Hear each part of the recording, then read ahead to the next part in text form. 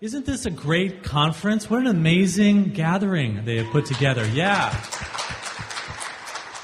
I'm really excited to be here, and there's a change happening. There's a big change happening, which is a lot of things that are generally taboo are now being talked about more openly.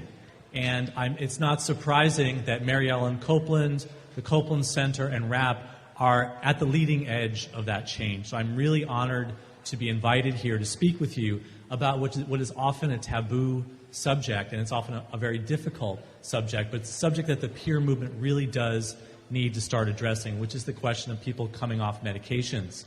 And so I just feel very, very honored to have been invited to do the workshop yesterday that I did in Spanish, to be giving this workshop, and also the Peers has invited me to be on their television show tomorrow, which is great, and I just really am very appreciative for the invitation and opportunity to speak with you. And this is really a leading edge workshop. There's going to be more of these workshops. There's going to be more of this talk. This issue is really coming out of the closet, and we're really breaking a taboo by being here.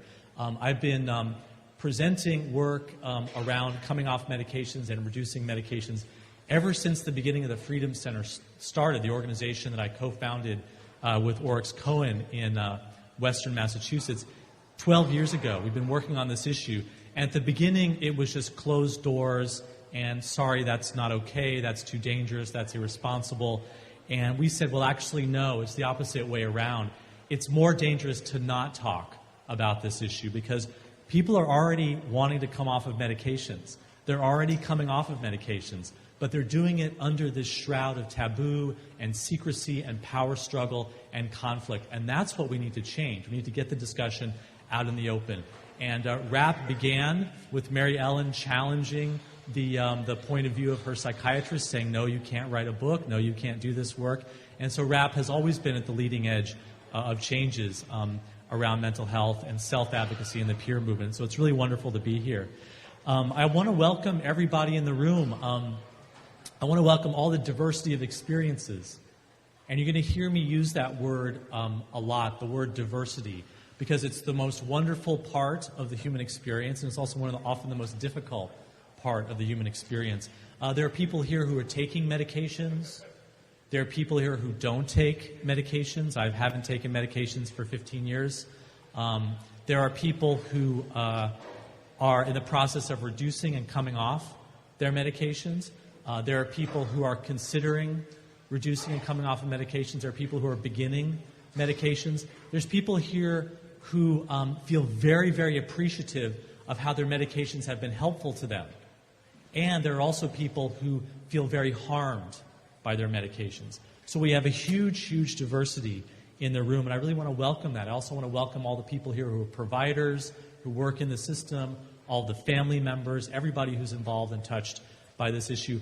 I also want to really appreciate Laura Van Tosh for the workshop that she offered previously, also on reducing and coming off medications and wellness tools, which is a huge, huge topic that does deserve time all its own.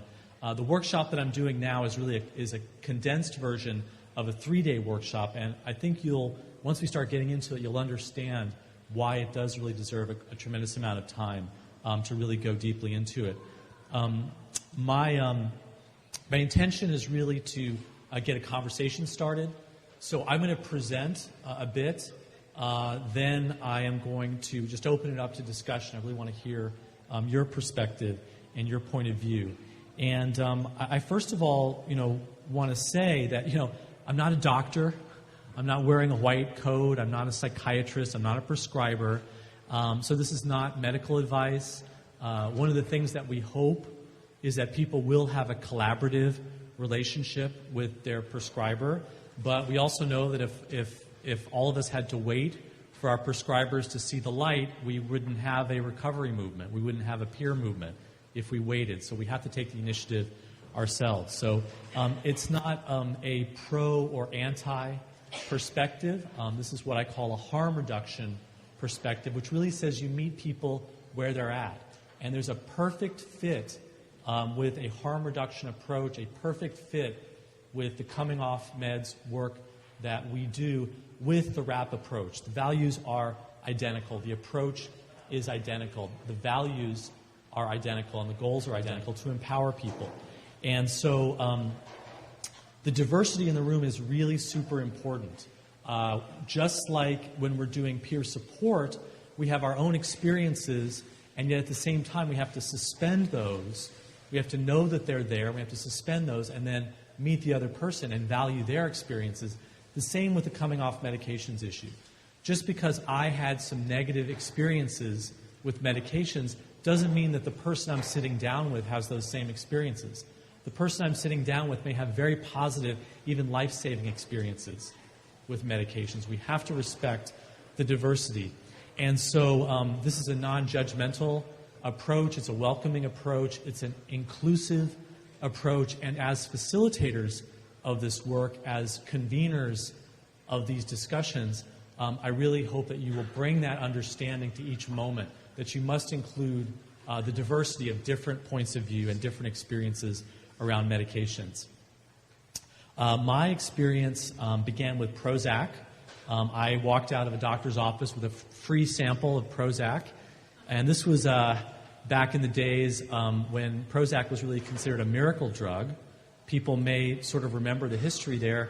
Eli Lilly needed a blockbuster drug to pull its profits out of the red.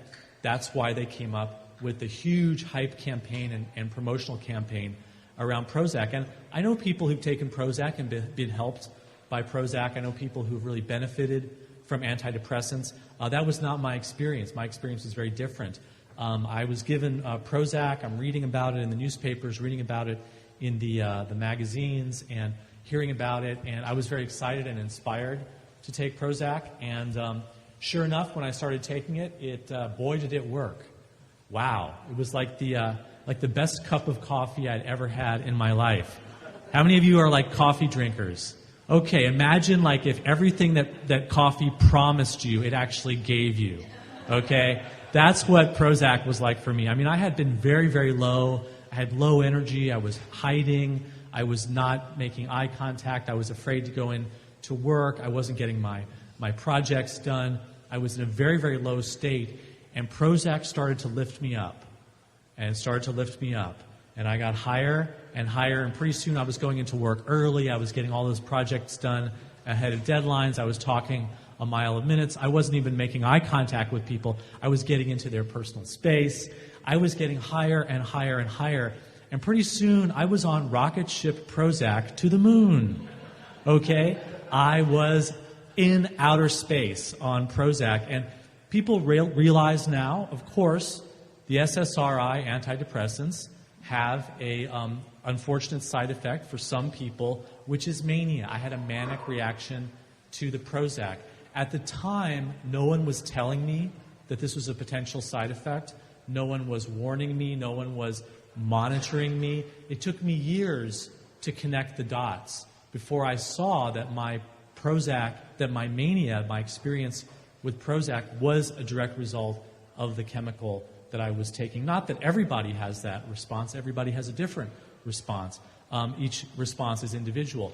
My experience was that I lost my job because of that Prozac reaction. I lost my friends because my entire friendship network was connected through my job. And I was deeply, deeply ashamed at what I had done, that I was acting so weird and so bizarre. I would go into work wearing clothes like I was a character from The Matrix. So I really wrecked a part of my life. And of course, rocket ship Prozac does, unfortunately, run out of fuel. So I, ran out of fuel, and then I re-entered and burned up in the atmosphere. And that was really the beginning of a very dark and low time. I was living actually in San Francisco, and it was the beginning of a downward spiral. And without friends, with the combination of not having a job, poverty, my humiliation of that embarrassing experience of losing the job, not having anybody to talk to, not really having support, I started a downward spiral. And that downward spiral ultimately started to trigger more and more and more of my darkest and darkest states. And ultimately, I went down. It took many years, but I went down into some very, very heavy scary places that ultimately got me hospitalized, got me diagnosed with schizophrenia. And when I was in the hospital, I experienced a lot of different things. It's a very long story. And again, this issue of diversity came up. I saw people who were in crisis, who came into the hospital, who started to take medications, and the medications helped them and they got out of the hospital. I saw people who got into the hospital who started to take the medications and they got worse because of the medications. So I'm seeing a lot of different experiences. Again, diversity. When I went to West Side Lodge, is there anybody here from San Francisco? Have you heard of West Side Lodge? Is it still around? Tell them I said hi. Okay, thank you. I was a client. I think they call us patients. Maybe they call us patients then. I was a client resident at West Side Lodge, and when I arrived, there had been a suicide a few days before I arrived, and the staff and everybody was saying that, well, the suicide was because this person was psychotic. They were having an episode. They had a crisis, and they jumped off of the building. They jumped off of the roof of the building of West Side Lodge. Terrible, terrible tragedy. When I got there, I started to talk to people, and I met somebody who was friends with the man who had killed himself at West Side Lodge. And she said, you know, what happened with him wasn't just his mental illness or his psychosis. He was having very, very serious side effects from the medications he was on, and no one was listening to him. No one was paying attention to him. And that is what drove him out of the pain of those side effects. Akathisia. Akathisia is a horrible, horrible side effect from medication. It often does trigger people to suicidal feelings and suicide attempts. And that's what drove him to kill himself. And so, as I think all of us have seen, there's a huge diversity of these experiences. And I want to give you a chance to talk with each other. I want to give you a chance to connect with each other around this diversity. And what I like to do is if I can, I know that this is going to raise a lot of questions and there's going to be a lot of discussion. So what I'm going to do is I'm going to leave time at the end so we can really have a good conversation, a good discussion, and then I'll just stay with the presentation. But what I like to do is really to bring out some of the stories in the room. So if you can take a few minutes and find a partner, find somebody in the room that you don't know or maybe who you just met recently, and I'd like you to have like a 5-minute conversation. And I want you to focus on medication experiences. It could include coming off medications or any medication experience. Focus your conversation on positive medication experiences that you have had or maybe someone you know has had. And don't disclose anything you don't want to, that you're not comfortable about, but just get some of those experiences into the conversation in pairs. And I'll tell you when 5 minutes is up, okay? So go ahead and find somebody and have that conversation. You're talking about positive experiences that you or someone you know has had with medications. All right. So this is a huge diversity of experiences. When we've been doing support groups with Freedom Center, with the Icarus Project, now I work with a group that I started in Portland, Oregon called Portland Hearing Voices. That's the challenge as a facilitator, is how do you hold this diversity? How do you hold all the different points of view? How do you respect different people's experiences? And I think that's been one of the difficulties of getting a discussion about coming off medications into the open, because all we're trying to do is have information available to people. It's not about disqualifying anybody's experience. People are helped by their medications. That's great. If they find them useful, that's great. But the reality is, if we don't acknowledge that some people are having a really hard time with their meds, they may end up going off on their own and trying to come off without support and without information. To give you a sense of the need for this conversation, someone asked me, well, what does the word akathisia mean? I made a mistake because I know that a lot of people know what that word means, but a lot of people don't. Akathisia is a side effect from medications where you get so agitated, like an inner allergic kind of fire inside of you. And I'm remembering, because I've had this experience, that it makes you extremely feel very explosive and like you're going to jump out of your skin. It's a terrible side effect from a lot of different medications.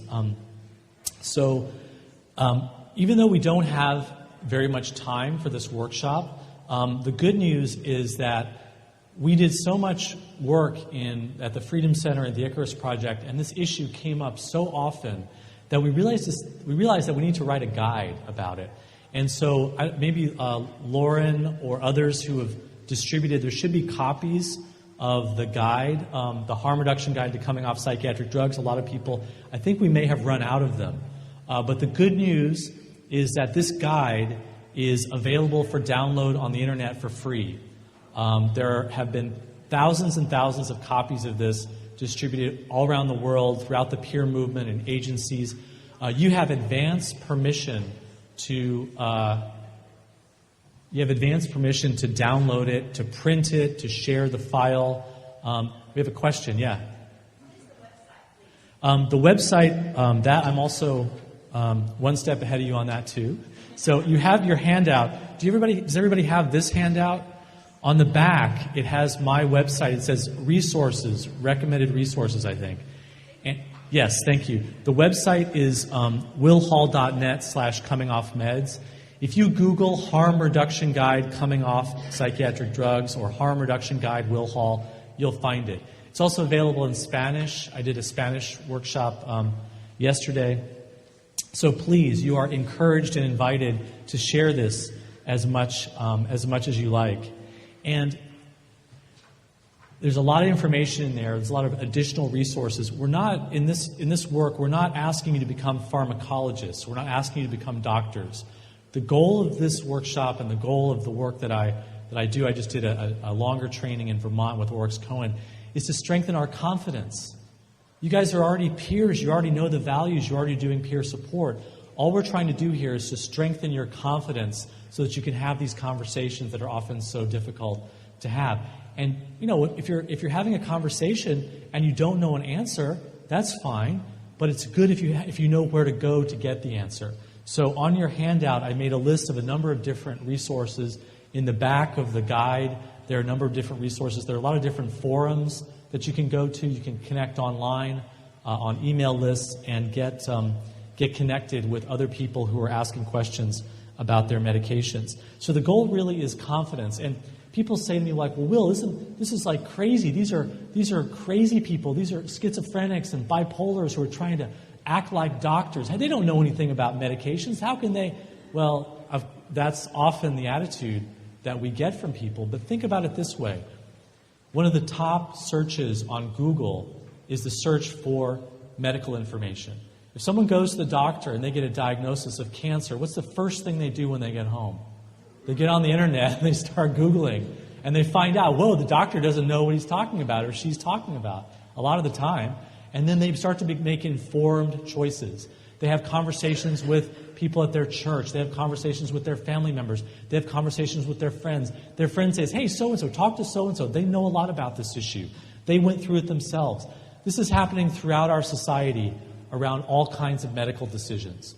This is happening throughout the world. People are becoming more empowered consumers of medical information, more empowered patients, more empowered clients of doctors. All we're doing with this work around coming off medications is extending that to decisions around psychiatric treatment. That's all we're doing. There's nothing radical or dangerous or terrible about. No one's trying to act like a doctor or overstep their bounds. All we're doing is saying that we deserve the same rights as everyone else in society to be able to make informed decisions and to educate ourselves and to recognize there's not just one path for treating all kinds of medical conditions, and especially mental health issues, which we know are much more human than they are physical, that they're much more about relationships and feelings and trauma and experience. Especially around that, we need the right to be able to find out information for ourselves. So what I really want to do is to build people's confidence to be able to have these conversations. Now, we started late, so I'm going to try and give you as much of a condensed summary of this as possible. One of the big messages has been and should be recovery happens. Recovery does happen. That's a message that we've all gotten in this movement. It's a very important message. That message wasn't out there 20 years ago. It wasn't out there 20 years ago. And the message that now is coming out, and we need to get out there, is that many people do great without medications. Many people succeed without medications. Many people are able to come off their medications. If you start talking about this, you will meet more and more and more people who have those stories. And just like the recovery stories weren't being heard, a lot of the medication stories aren't being heard. It doesn't mean everyone is going to recover right away. It doesn't mean everybody's going to be able to come off of their medications. But it does mean that we haven't heard the whole story. So that's the first thing. We need to recognize that people do successfully come off their medications. At the same time, you want to be smart about it. It's complicated. I'm going to provide you with a very simple 6-stage process for coming off medications and reducing medications. And it's all detailed in this guide. So if you didn't get a copy of it today, just download it. You can print it and take a look at it online. So one of the messages that we have been putting out, and I think it's starting to get out there, is that, look, a mental illness is not like a brain disease like any other brain disease. A mental illness, what we call a mental illness, is actually much more complicated. It's human. It can be related to trauma. And so there are many, many ways to respond. And that's a pretty clear message, and that's something I think we need to look at, because a lot of people have been given the idea that, well, you know, you have a brain disorder, you go to a doctor, you do whatever the doctor says, end of the conversation. It's between the doctor and your brain.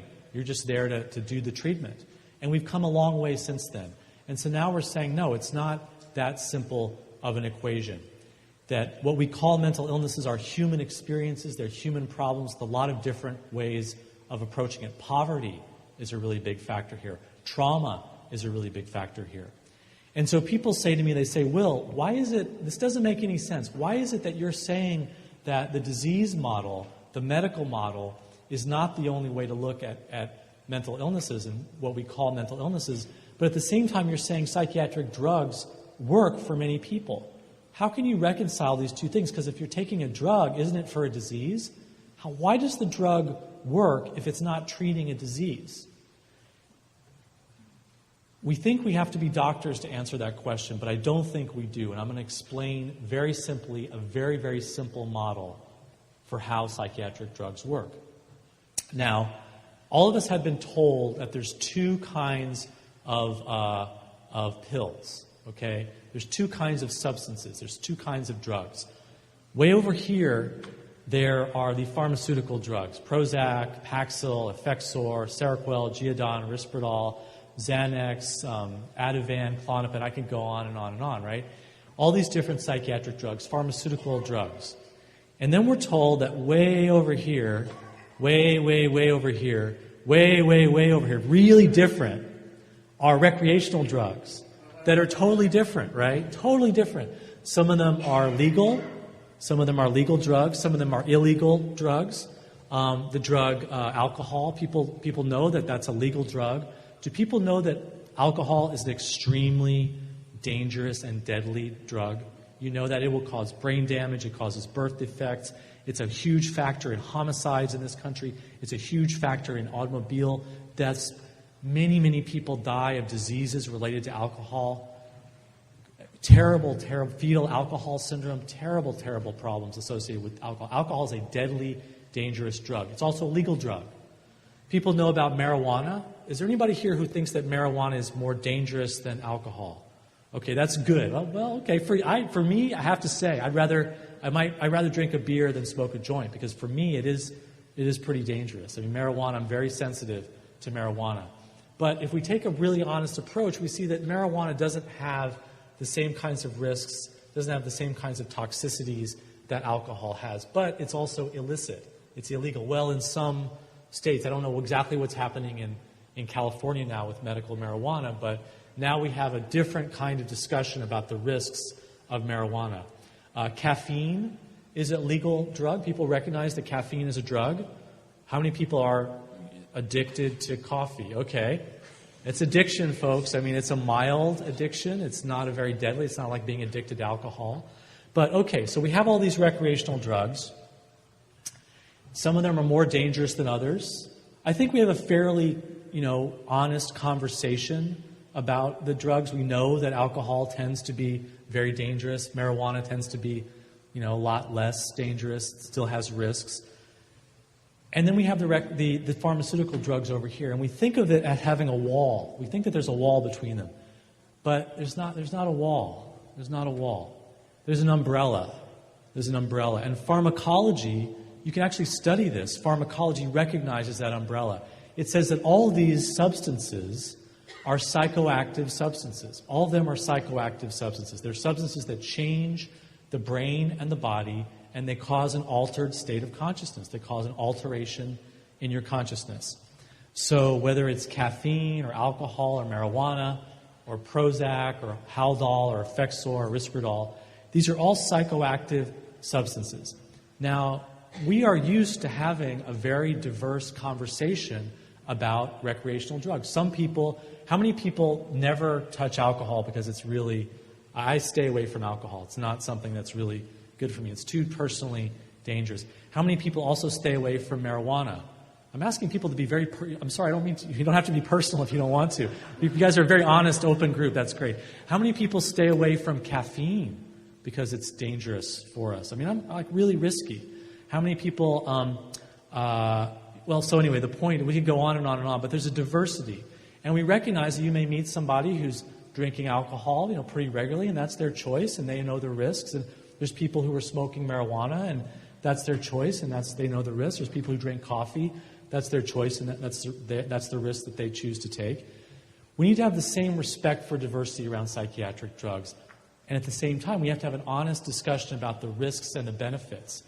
When someone is drinking alcohol regularly, there's a pretty clear understanding that they have risks. There's maybe some benefits. People drink alcohol to relax. They drink alcohol to have a fun time, to get along at parties. But there's a risk-benefit equation there. No one is saying that I drink alcohol because my doctor prescribed it for my social anxiety. Okay, it doesn't happen. But a lot of people do drink alcohol for their anxiety. I mean, when I was younger, I drank alcohol because I was at parties and I was really nervous and I wanted to relax, and it's a very common experience. Now, more and more people are using marijuana for other medicinal purposes. Like I said before, marijuana is something that's very risky for me. I don't smoke marijuana. I can't even be in a room with people who are smoking. The secondhand smoke can really affect me. But I also know people have a different experience. There are people who, I'm thinking of someone I know who has a diagnosis of bipolar, that their moods go up and down like this, and they smoke marijuana as a way of evening them out, of helping stabilize their mood, in a sense, right? Now, does that mean that my friend has a THC deficiency disorder and they're correcting their chemical imbalance of the THC? No, of course not. Someone who's drinking alcohol is not correcting their alcohol imbalance to deal with their anxiety. They're taking a psychoactive substance because they find that the effects are useful, okay? So in all this discussion, all we're doing is we're saying, look, there are substances out there. Some people find them useful. Some people don't find them useful. Everybody is different. Everybody is very different. You have to balance the risks with the benefits. The risks are often worse than the benefits. The benefits are often better than the risks. It depends on the person. It depends on the situation. Many people take psychiatric drugs, and that's what helps them live. It helps them to go to work. It helps them to be in school. That's a really huge benefit, and that's going to be worth it despite the risks. But at some point, maybe the risks start to outweigh the benefits. If we are thinking purely in terms of a disease and a treatment, we won't have that discussion. We'll say, well, you've got bipolar. That's a disease. You've got to follow what the doctor says. You've got to take the drug because it's treating a disease. Well, if the drug is useful for you, then great. But if it's not, a disease approach locks us in a box that makes us feel like the drug is the only way.